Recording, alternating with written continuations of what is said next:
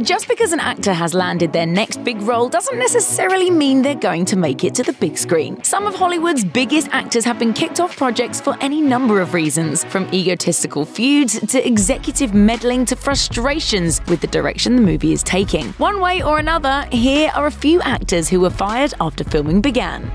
Belgian actor Jean-Claude Van Damme was right on the cusp of superstardom when he landed a role opposite Arnold Schwarzenegger in 1987's Predator. It sounds like the perfect casting, with the renowned martial artist seeming like he'd be able to easily stand alongside the likes of co-stars Carl Weathers and Jesse Ventura. But while that may be true, Van Damme was never up for a part on Predator's special ops team. Instead, he was meant to play the Predator itself. Steve Johnson, the special effects artist behind Predator's alien creature, described the movie's brief relationship with Van Damme as a hilarious comedy of errors, in which no party knew exactly what the other was expecting. According to Johnson, no one had informed Van Damme that the role of the Predator was practically a glorified stuntman.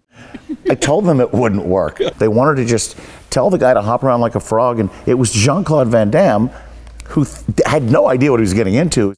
Johnson explained that Van Damme was furious and dispirited about spending the entire movie inside a clunky, ridiculous-looking suit, and was replaced shortly into the production with Kevin Peter Hall.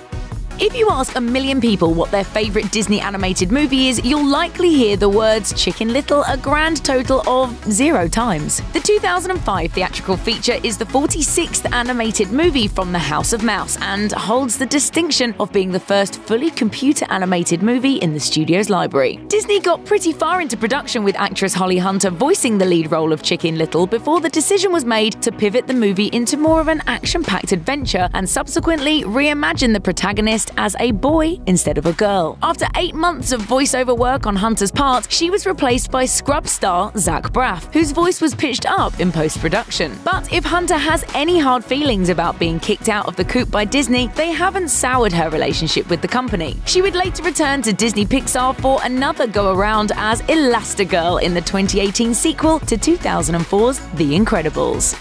1974's The Lords of Flatbush originally starred Richard Gere as part of an ensemble cast of leather jacket-wearing hoodlums, along with Sylvester Stallone and Henry Winkler. Reportedly, Gere was removed from the production as a result of a feud with Stallone that spun out of control. As you might expect, Stallone's side of the story places the blame on Gere, who, according to Stallone, was impossible to deal with. But Gere's departure was ultimately triggered by a sloppy lunch on set, with Gere spilling mustard onto Stallone's pants while they were scarfing down food in the backseat of a Toyota. In a 2006 interview with Ain't It Cool News, Stallone explained, "I elbowed him in the side of the head and basically pushed him out of the car. The director had to make a choice. One of us had to go, one of us had to stay. Richard was given his walking papers and to this day seriously dislikes me." Playing a masked character in a movie is always a risky proposition. If the audience can't see your lips move, there's a serious risk that your performance will go the way of David Prowse's Darth Vader, with your vocals overdubbed by another actor who then gets all the credit. And that's exactly what happened to James Purefoy in 2005's V for Vendetta. Beneath this mask there is more than flesh. Beneath this mask there is an idea, Mr. Creedy. And ideas are bulletproof. Purefoy was originally cast in the Wachowski-produced political movie as the masked revolutionary, known as V. However, he quit before filming could be completed. While no reasons for his departure were given at the time, it was later reported that the actor quit due to frustration with his costume. According to a later interview Purefoy gave to Total Film, these rumors are untrue. Purefoy stated that his departure came down to genuine creative differences that eventually became intolerable. Though he was replaced by Hugo Weaving, some of his performance was left in the finished film.